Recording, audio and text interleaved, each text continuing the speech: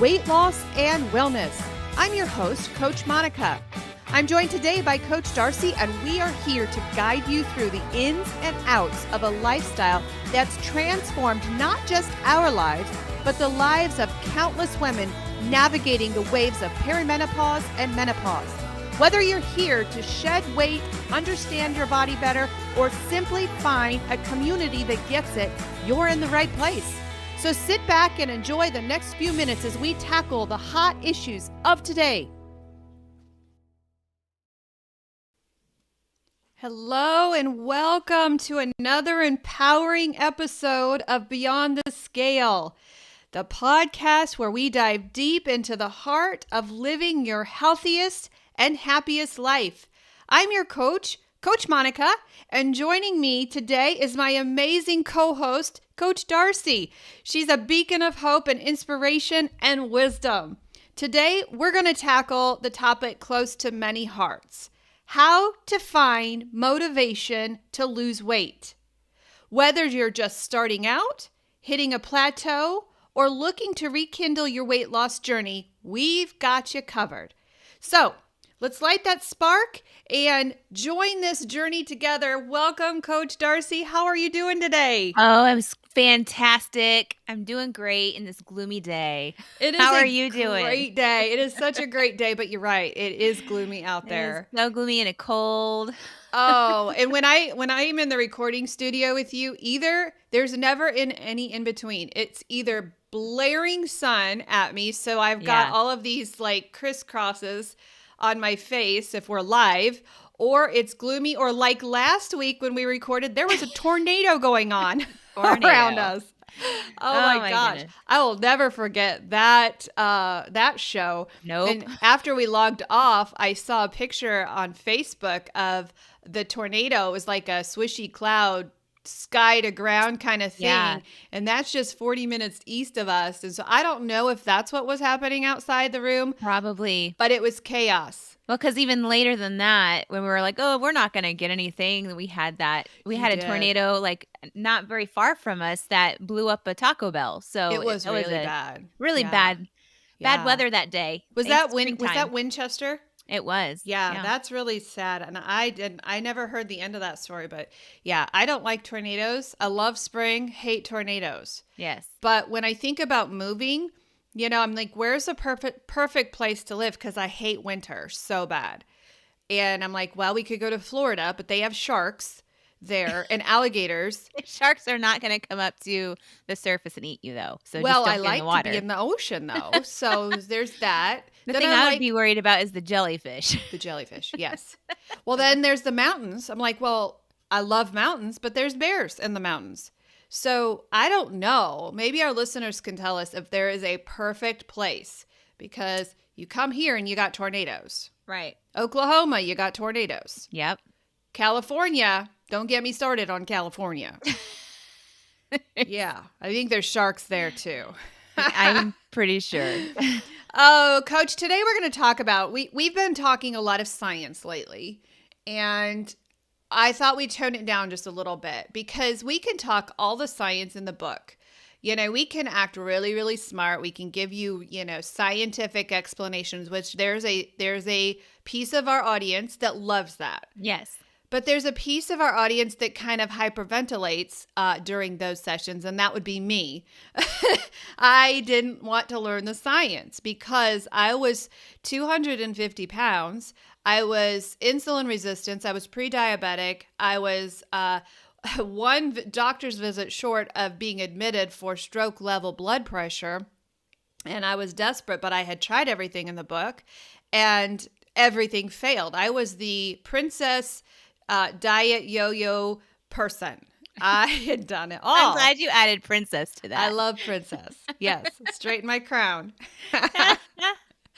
But that's what I was. And I was desperate and I had failed everything. And that's where, we zone into our listening audience and we zone into our clientele, and they're where we are. Now, there is a little percentage of our clientele who loves the science, and that's why we felt a responsibility to get certified and to know the science. So we know the science too, but I don't you like it more than I do.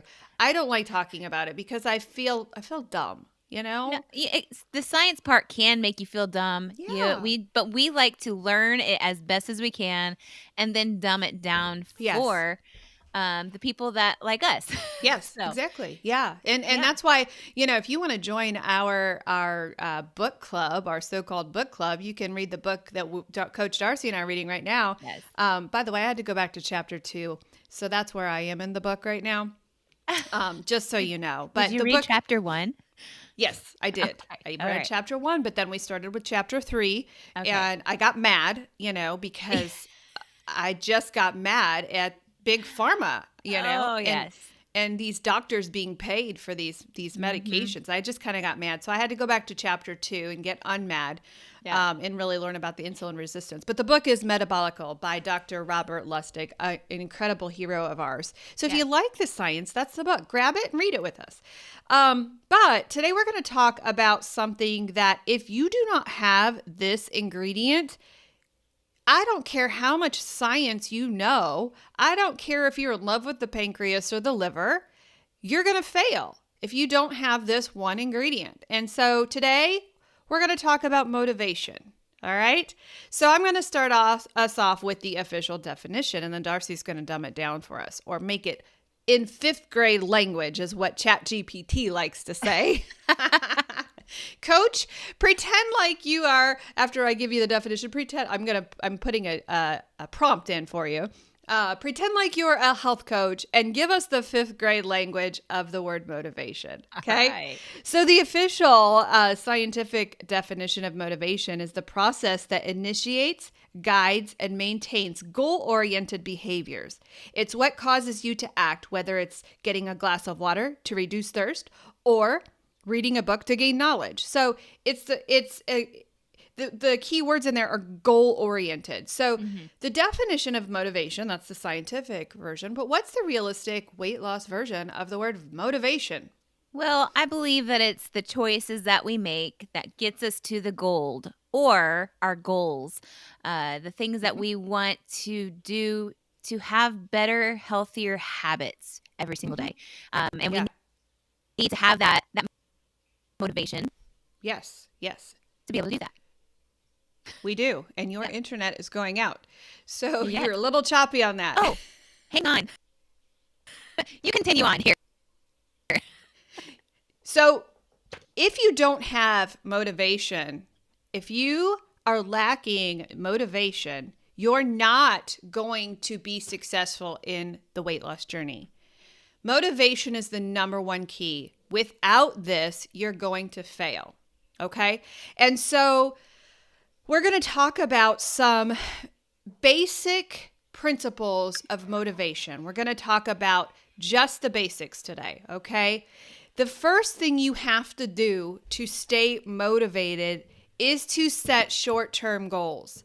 If you go into looking into your weight loss journey like I have to lose 100 pounds, I have to lose 100 pounds. If you look at that 100-pound goal and you see it as insurpassable, you see this 100-pound goal as, my gosh, I know how hard it is to lose a pound. How in the world can I lose 100 pounds?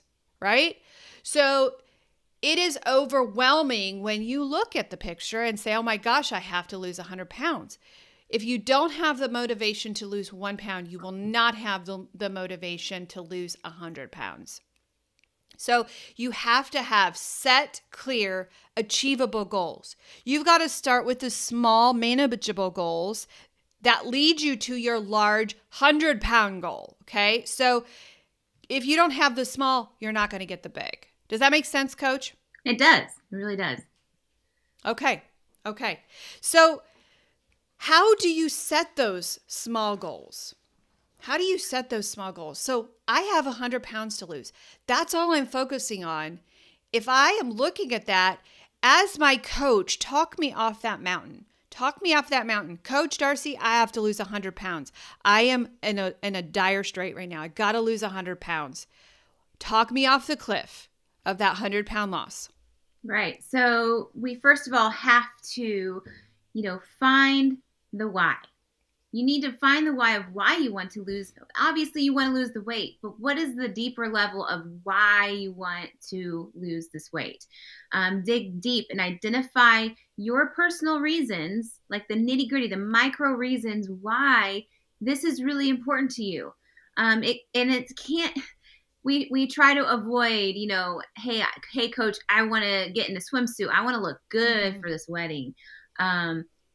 Things like that. We want you to avoid those whys. Yes, those are great motivations for losing the weight, but it is not necessarily the greatest reason that will help you with that long-term goal. Right. So finding the whys, and what those whys could be would be something simple as, not simple, this is really big, it's not simple, something like, your children. For me, it started out with my kids, because and I know that this is one of yours, is like your biggest why.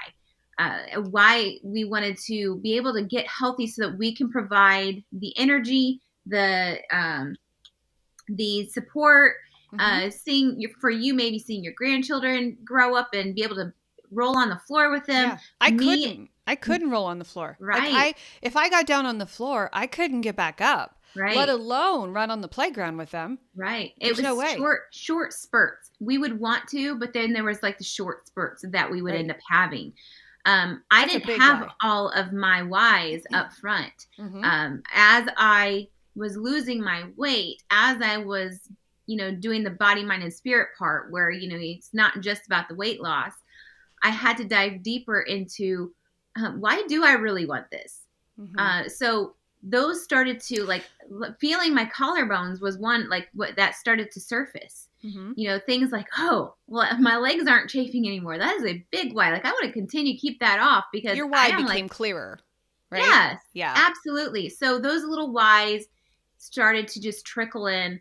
I didn't have it up front. Some people have it up front. Some people have an angry why. Oh. They have a why based on, say, revenge. And a very good health coach, and I'm air quoting here, a very good health coach would say, oh, honey, you need to have your own why. I don't do that with my clients.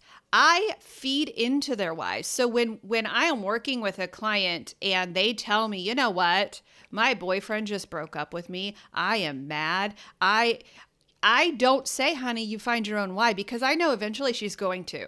Eventually, that why is going to shift. I feed off of that why like fuel. I'm like, oh yeah, honey, let's go get him. Right. Let's use your why into energy, into gasoline, because I know eventually, as she gains confidence and as she gains her own identity and her own self again, she's going to change her why. Now, typically, I'm going to have to facilitate that conversation with her. I'm going to have to say, okay, I've noticed that you're blossoming. I noticed that I'm seeing a different person come out of you. Can we reevaluate your why? Can we transition your why of revenge to your why of me?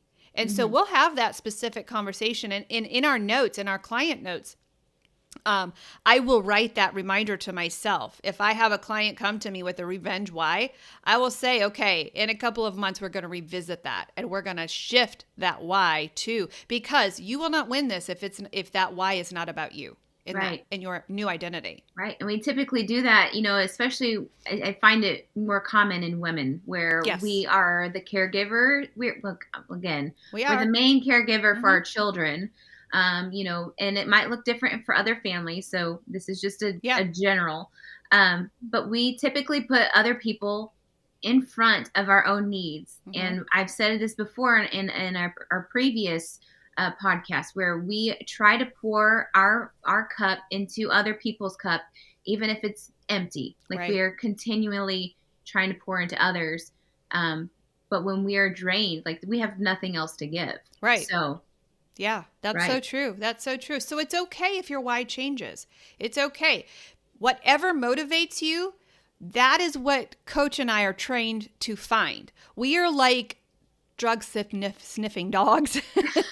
We're like that. When it comes Yes. to our sessions with our clients, we sniff those things out. And if we see your why is changing, we're going to go with it, because your why, my original why of wanting to get on a roller coaster with my son, I hate roller coasters.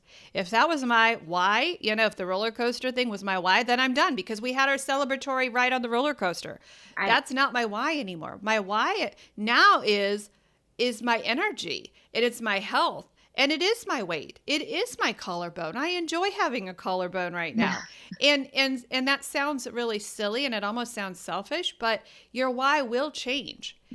My why now is the fact that I don't want to regain the weight that I lost. Right. And that has been the result of weight loss my entire life. And so my why in maintenance is much different than my why when I first began. In fact, I'm going to out him, but my why in my first initial wave of weight loss, he betrayed me. He's like, Mom, you can eat this stuff now.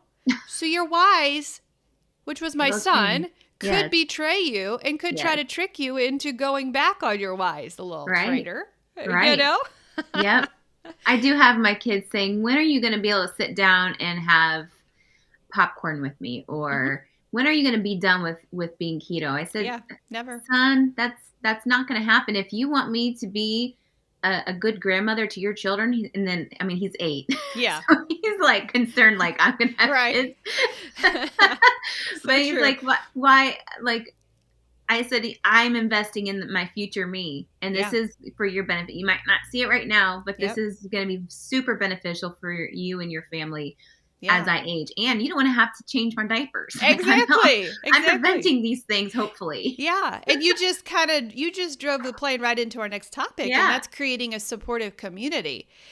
To keep your motivation, you have to have a supportive community, and you have to be able to label the people in your life as either enablers or supporters. And it doesn't mean we kick those enablers out of our lives. Your kids are with you for life, or your parents are with you for life, but it does mean you have to label them, and you have to acknowledge that the fact that they are an enabler, and you have to surround yourself with people and voices who understand the value of what you're doing, and putting a supportive community around ourselves.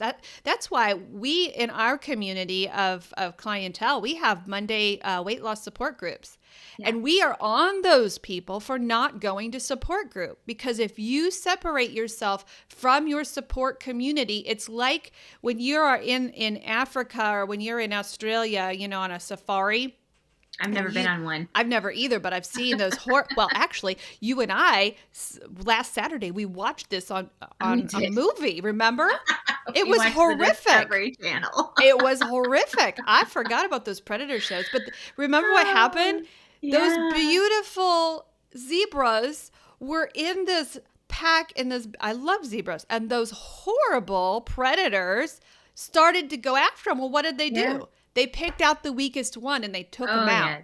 Yeah. Same thing will happen in your health journey. If you do not have a supportive community around you who support your journey, you're going to be taken out by a predator who wants you to go have a beer with them or go off playing with them. Right. So you've got to create, if you want motivation, you've got to create a supportive community. You've got to join a weight loss support group. Those things are powerful. When we see one of our people not coming to group on Mondays, we call them out. Yeah. Did you check group this morning? That's the point too, is, being able to allow people in your life that you trust to be able to speak the honest truth into your life, to be able to be like, hey, I see you falling off here. Like, what's going on? Like, and you obviously need to gain the trust to be able to say that to somebody, or vice versa. Right. But it's very helpful to be able to have somebody speak truth into your journey. Yeah. Saying, hey, I see your eyes are wandering. Yeah.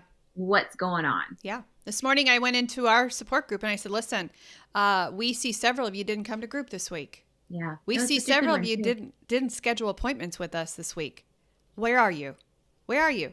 We don't have the average coaching. I posted this on Facebook this morning. I'm not nice, right?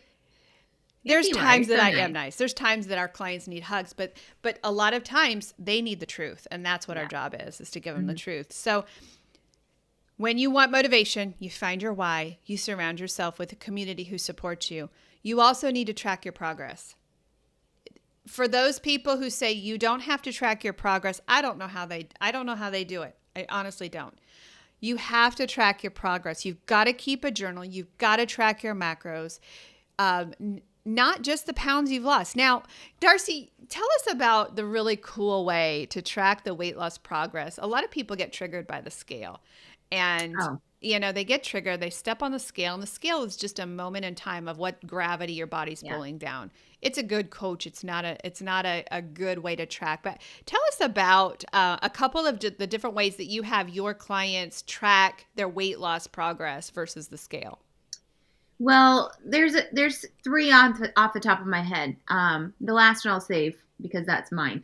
But we saw this on Pinterest where you collect a string.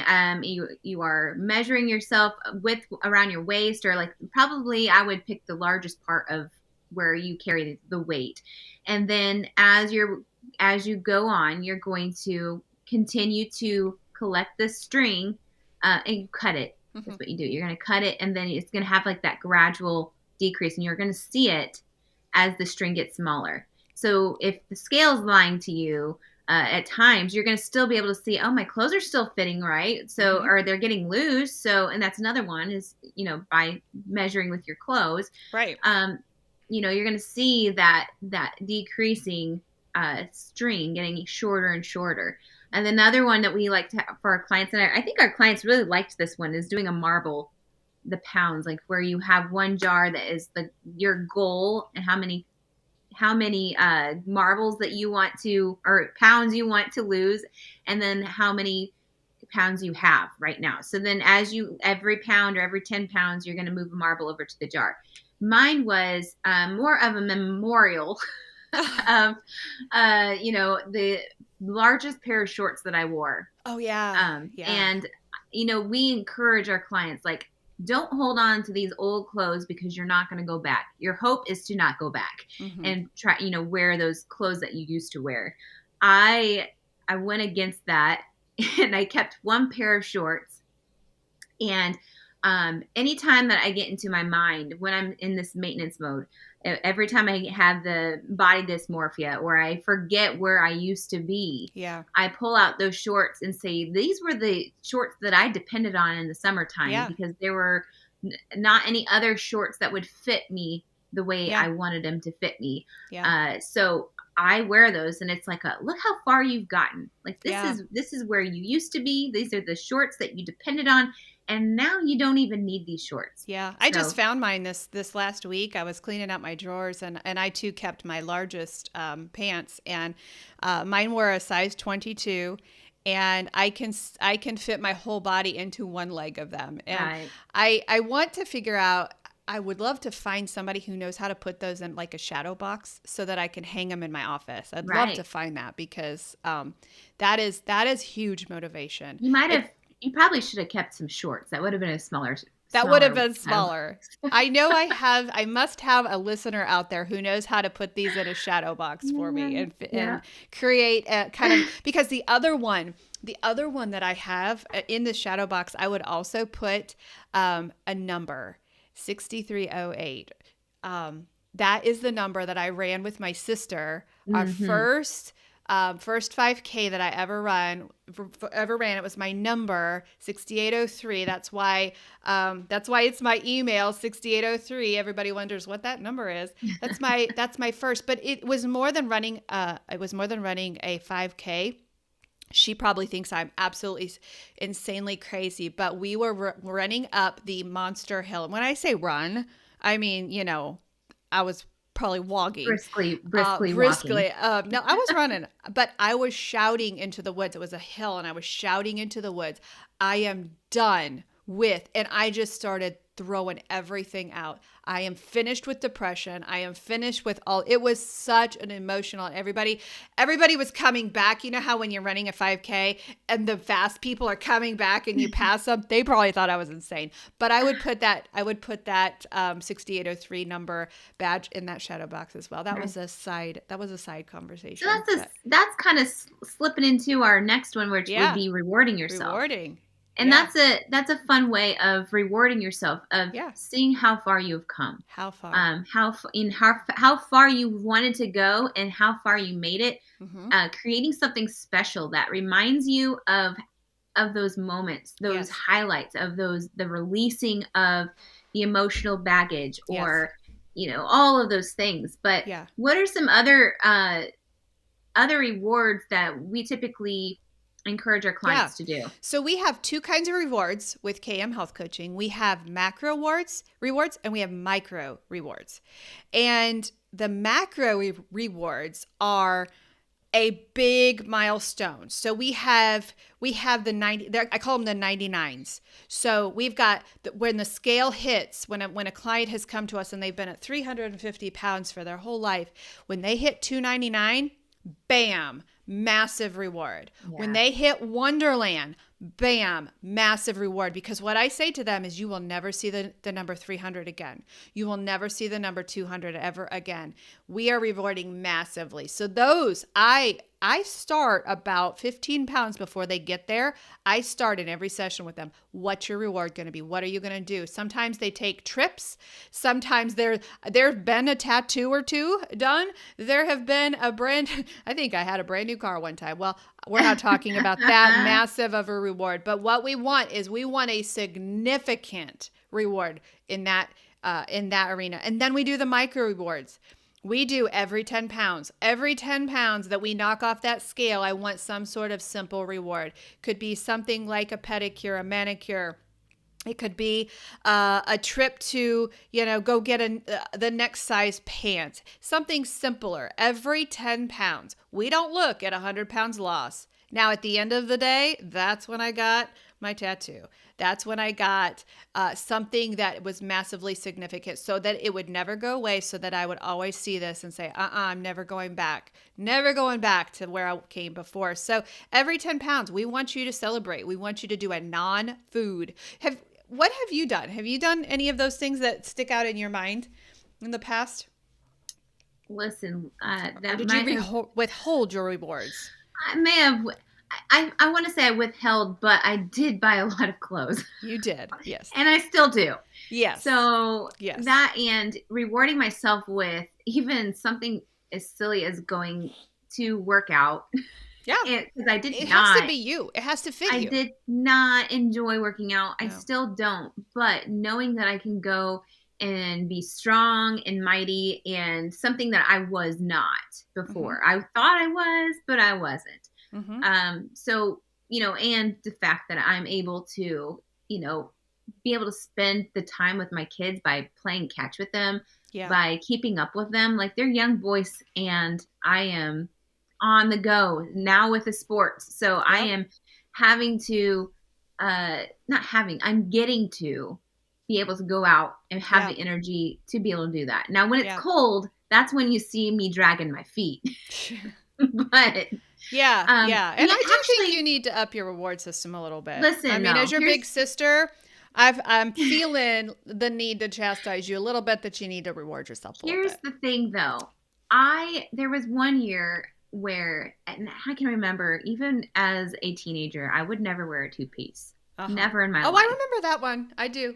I remember. And I had to step outside. Like, I had to have an outer body experience of being like, get away from your stupid fears. Yep. Get away from the fact that you have stretch marks. Mm-hmm. Get away from all these things. You're going to put yourself in a two-piece. Yep. I remember when you did it. Was it Florida? Well, no, like it kind of was. So it was a little bit beforehand. And then there was a Florida picture that we were at the beach, and I was like, I'm going to get myself in a picture with a two-piece on. Like, this is, it sounds kind of risky, but that's like, I guess that's a normal thing. Yeah. Everybody has to have their moment like that, because that's the point of the reward, is to remember. Yeah. That even goes back into biblical times, right? In the altar building and all of that. It is a very significant thing. So, hey, when we come back from break, we're going to talk about overcoming the barriers. We're going to talk about the common barriers to motivation and what knocks us off. You do not want to miss the second half of the show, because we're going to bring it home and we're going to talk about, if you don't do these things, this is what's going to happen. If you don't have motivation, if you leave this ingredient of the recipe out of your story, this is going to happen. So we'll be back in just a second to finish up the show and to talk about the barriers to motivation. Are you tired of those pounds that just won't come off? Are you ready for a real change? Dive into KM Health Coaching's signature weight loss program and start transforming your relationship with food and your body today. In just 3 months, you can shed those stubborn pounds and break free from emotional eating. With personalized coaching, a supportive community, and our breakthrough technology, you're set for success. Imagine weekly sessions tailored just for you, a group system where you can grow together, and technology that tracks every triumph. It's all here at KM Health Coaching. Now, exclusively for Beyond the Scale listeners, use code Beyond the Scale for $25 off. Start your journey to healing and happiness right now. Visit us, use the code Beyond the Scale, and embark on your wellness journey with KM Health Coaching's signature weight loss program. Your new beginning starts right now.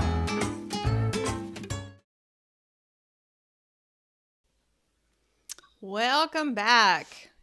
If you need our help, please use that coupon code. Before you do any of that, though, we really recommend that you set up a free health call, a health assessment call, so that we can put you in the right program.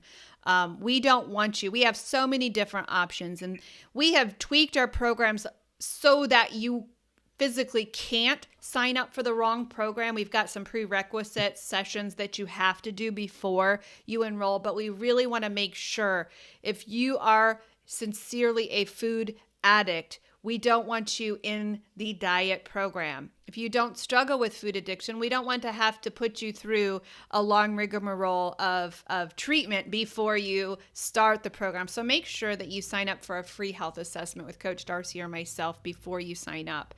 So let's flip the pancake over a little bit, and let's talk about some barriers to remaining motivated. Such as the lack of time, emotional eating, not seeing results, those kinds of things. Let's start out the conversation with probably 90% of our clients have this when they first start our program, and that's unrealistic expectations. Darcy, do you want to start us out with this topic of unrealistic expectations? Well, yeah, because here's the thing, like, I want to get into a swimsuit by springtime, and I want to look good, or I've got a wedding that's coming up and I want to look good in this wedding. There's a whole bunch of the whole quick, fast and easy, convenient weight loss. Like, it doesn't matter the fact that we have, it's taken years for us to get to this weight. We want instant results. That's what we hear. Yeah. That's when the red flags come up. Yeah. Those are unrealistic. Now, the fact that they can be realistic if you're starving yourself in an unhealthy way. But these are, setting goals that are too ambitious. Yeah. That's what we're talking about. Part of what we're struggling as coaches in the natural weight loss world, we are struggling with big pharma. Because big pharma right now in this world, in this day and age, is giving us unrealistic expectations. So I will have clients come to me and say, well, my Aunt Susie is losing 8 pounds a week. And I am mad because I'm not losing 8 pounds a week. She's doing it. And granted, Aunt Susie is doing it, but she's doing it very unhealthily, and she's not going to keep the weight off. I don't care about Aunt Susie's 8-pound loss, frankly, when she's doing it in a starvation kind of way. You absolutely can lose 8 pounds in 1 week if you starve yourself. We are not about that, because we are more concerned that you keep the weight off, as Coach Darcy and I have for 7 years. Long-term weight loss is all we see when we coach you. That is all we care about. That's all we see. And so we do it in a natural, healthy, safe way so that we know that you can keep it off. So see you later, Aunt Susie. We are not about that. We're not about unrealistic expectations. Right. But in the same breath, you can have an Aunt Susie in your life that, there's the lack of support there. So we talked about sabotage. That's our next one, is the lack of support of the people around you. When you've got somebody that's saying, "Oh, that's not the right diet to go on. You're doing the wrong thing." Or even when it comes down to your spouse could sabotage you constantly by making fun of you, by saying you've done so many different types of diets and that you've failed all of them. What's this new one? Like, you're gonna fail this, so you might as well have this popcorn at night with me, because that's your parent tradition or your habit that you do. We don't even have the support of the Diabetes Association. No. If you listen to the Diabetes Association, you're going to get insulin resistance and you're going to get diabetes. So we don't even have the support of the medical arena, right? So you got to put support around yourself, or you will lose the motivation. Right. Absolutely. That's where the getting yourself into a group is very beneficial. Yeah, absolutely. Surrounding yourself with people like that, like-minded, or even that are being like, I'm not doing this diet, but I will support you. I will, do whatever you need to do. I'm going to try to, support you in whatever way I can. Yeah. So, which is a very difficult and hard thing to find around here. Very hard, because everybody is their own expert. Everybody knows the answers. So that's why that is a very hard thing.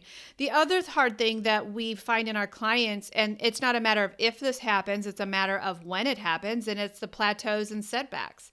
When you encounter a plateau, which it's not a matter of if it happens, you will hit a plateau. But when you put your success or failure around plateaus and setbacks, you're going to fail. How many times, Darcy, did you have a plateau in your weight loss journey? I can't even count them, because there was probably very many. Yeah, there was so many of them. Even in a world of a maintenance type of world, I think I was in a not a plateau, but where my body set point wanted to be. Going on for 12, 18 months. Going on, kind of feeling like Dr. or Ask Nurse Cindy, that's her name. She went to that plateau for 18 months, couldn't figure it out. Yeah. For me, it was more of like, I'm okay with this. I'm not, frustrated per se. I liked the break. My body was able to catch up with what it was doing and still, cleansing and healing from the inside out, things that I couldn't see. But those plateaus can happen. Yeah. If we don't train ourselves to understand the fact that there will be plateaus. We had somebody post in our group this morning, "Hey, my skin tags are all off."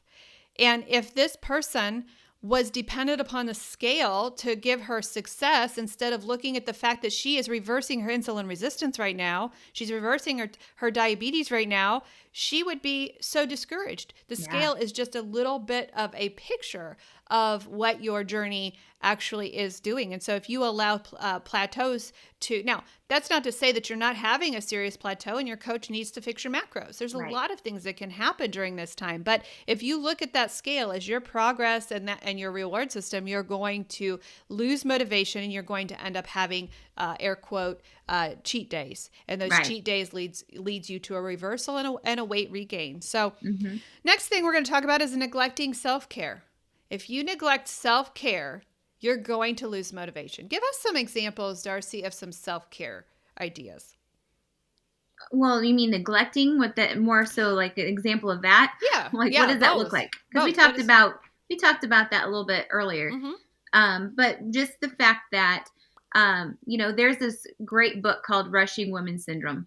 I don't know if you've read that one before, by Dr. Libby Weaver. when you are, constantly feeling the need to go, go, go, go, go, you're putting 100 million things on your calendar. You are putting yourself in second all the time. You're never doing a self-care, where you have taken that time and you can't even find one measly little slot in your schedule for an R&R for yourself. A lot of people say, well, I can't help it. No is a complete sentence, sister. It is. You don't have to save the world. There are things that you can choose to take away from your schedule that will let you do some self-care. Right. But also the importance, and this is a kind of a newer, this is not newer, but I'm realizing how important it is to people's schedules, and that's getting a good amount of sleep. Yes. When you're not allowing yourself that good amount of sleep and rest, your body is going to fight you on it. Mm-hmm. It's going to give you these hormones that are going to raise your glucose levels, and you're constantly spiking your insulin. And that's with you not getting a good quality sleep. Yep. So please take time to, turn the TV off at a certain time. Yeah. Maybe making yourself have a certain bedtime. Like if this is the time I need to start getting ready for bed. This is the time I need to be in bed. This is the time I need to put my phone across the room so I don't touch it. Yeah. So, giving yourself the adequate amount of sleep. Yeah. Yeah. Who would imagine sleep being a self-care ritual? Yeah. But when you don't give yourself the self-care that your body needs, you're going to have what is called a burnout. I mean, I'm sure we all know what a burnout is. And it's not through the tires on the car like some men think. Yeah. But it is burnout. And you're going to have loss of motivation. That is where you're going to start to have body dysmorphia, possibly. You're going to start seeing that the scale's not moving as fast as you want it to. You're going to start seeing all the negative things in your journey, in your lifestyle, that you're like, what's the point? Like, and I might as well go and have those cookies that I've been desiring, or, These all feed into each other, because going back up to the top one that we talked about with unrealistic expectations, if you don't mark a year to a year and a half out of your life, you're going to fall for all of these. So the monotony and the boringness of your journey is going to feed into the unrealistic expectations that I should have had this weight off in 3 months, when you didn't, on the front side of your journey, mark off a year and a half. If you don't, I don't care how much you have to lose. Let's say the cutoff is, say, 50 pounds. Let's say you have 50 pounds to lose. That's a minimum of a year. And that's where Big Pharma is manipulating that number into an unrealistic goal and a fake goal, because you're not going to keep the weight off if you take it off faster than a year, because your mind doesn't have time to catch up with your body. So the monotony can be manipulated and turned on, and you're bored and you're like, this isn't working. I'm bored. I'm eating the same things all the time, because you have an unrealistic expectation of a 3-month weight loss. Mark off a year and a half if you have over 50 pounds to lose. Yeah. So some of the things that can happen at the end of, or not at the end, but throughout, is the monotony, the boredom. I like to have my clients look at boredom as a safety net. I have them switch their perspective just a little bit and have the simplicity of the keto lifestyle, the simplicity of whole foods as your safety net, because you can fancy up any whole foods journey that you've chosen. We specifically support keto. You can spice that thing up as fancy as you want to go. Darcy, you have the number one. You have the talent to do that. I do not. You can get it as fancy as you want. Yeah. But I like to tell my clients, before you fancy it up, find safety in boredom. Yes. Find safety in the simple. And when they do that, it lowers. Mm-hmm. Yeah, I was going to say, you're going to get to that point where you just depend on that simplicity. Mm-hmm. Because, life might be, I don't really feel like eating anything, or I don't know what to eat. Well, it's the safety net is like that chicken breast with some broccoli, Go back something to simple. Where, the balance of, if you have kids at home, and even if you don't have kids at home, like you can create busyness, but also you can also be able to have a good, healthy, hearty meal with those simple recipes. Yeah. You can get as complex as you want, knowing that you're going to have to track all that, or you can go simple. Yeah. And there's a time where we're like, okay, you are simple enough. Now I want you to go to the health and wellness portal in our software, and we want you to go find a recipe.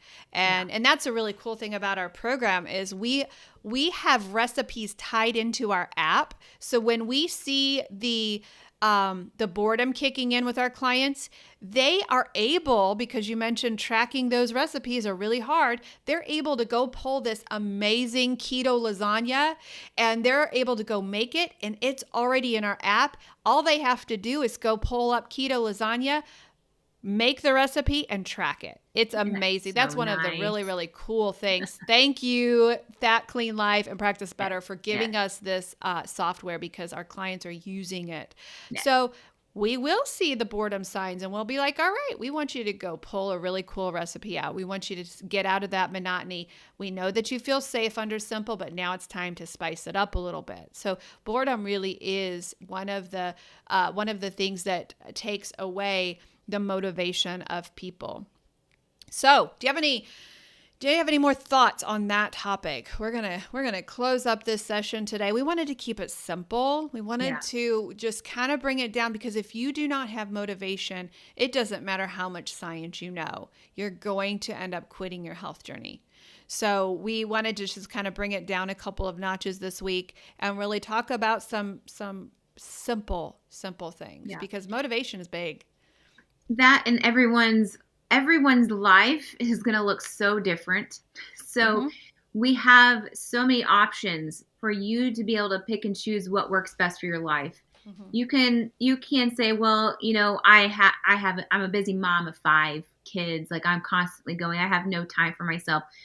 We are able to, adjust your schedule so that you're able to be able to take care of those 5 kids and also have self-care. Because a lot of times moms think that it's a selfish thing to have self-care. And it's absolutely not. I'm here to disagree with any of those people that say it's selfish, because if you are not able to refill your own cup, you're not going to be able to give quality amounts to other people. Well, even the airline stewardesses know that concept. Put your mask on before you help your person next to you, because if we lose you, we're going to lose your entire family. And knowing that you are collecting data on yourself, knowing how your self works, is able to give you that long-term lifestyle tools to be able to make this sustainable. That's the thing with this weight loss shot, is that it's not sustainable.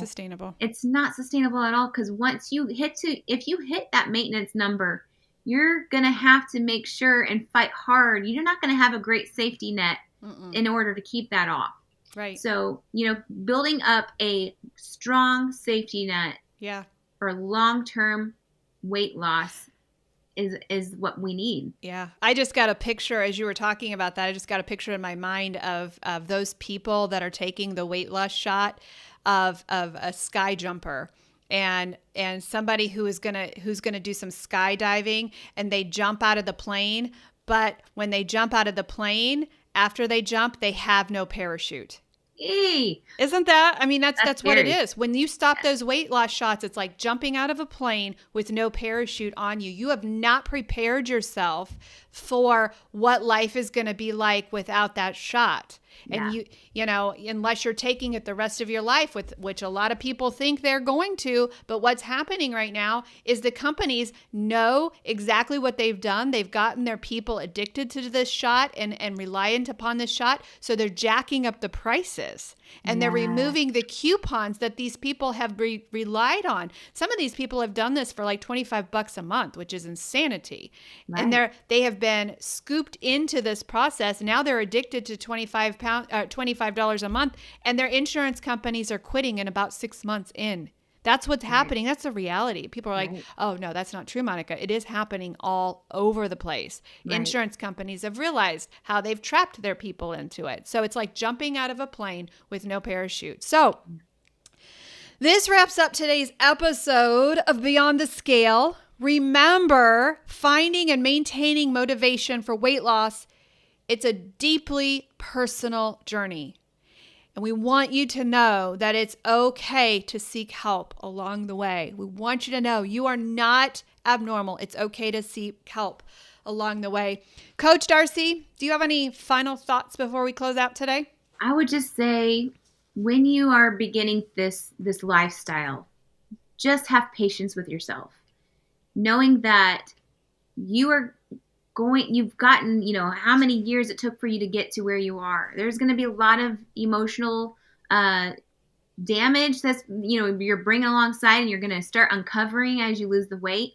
You need to have patience with yourself and know that this is going to be a long-term lifestyle, not another one of those quick fixes just to get in your swimsuit. Right. Be kind to yourself. Yeah. Absolutely be kind to yourself. Well, thank you all for tuning in. If you have found today's episode helpful, would you mind sharing it with someone who might need that extra nudge that helps us with the algorithm, that helps us put more shows out there for you? So cheers, Coach, to finding your motivation and transforming it into action. Until next time, stay motivated and keep going.